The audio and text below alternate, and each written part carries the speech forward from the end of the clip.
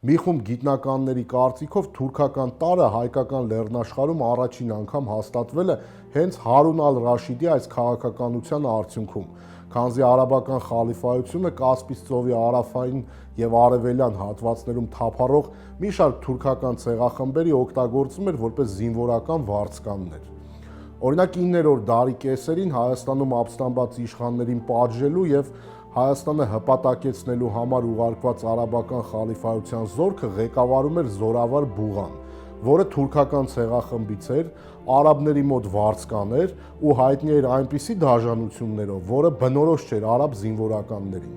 Արաբական խալիֆայության այս քաղաքականությունը իր բացասական հետևանքներն ունեցավ Հայաստանի ու ամբողջ տարածաշրջանի համար, որովհետև փաստացի թուրքական քոչվոր ցեղերի դեպի Մերձավոր Արևելք ու Փոքր Ասիա արշավանքներից հայկական լեռնաշխարհը, որը տարածաշրջանում գերիշխելու բանալին էր, լրջագույնս տուժեց։ Հայաստանում հայտնված օտար տարը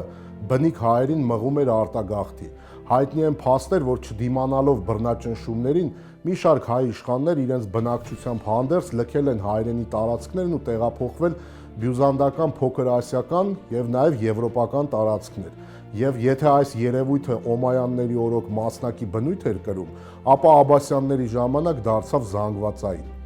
Նույն Հարուն ալ-Ռաշիդի իշխանության ծանր տարիներին Շապու Համատունին իր տոհմի եւ զորքի հետ միասին գաղթեց Բյուզանդիա։ Խալիֆայությամբ բերված իսլամական ցեղերը հայ նախարարներից բռնությամբ հողեր էին խլում։ Օրինակ Ութմանիկ արաբական ցեղը Աղիովիտի գնունիներին ստիպեց հեռանալ եւ նրանց փոխարեն հաստատվեց Վանա լճի հյուսիսարևելյան հատվածում, Բերկրիում։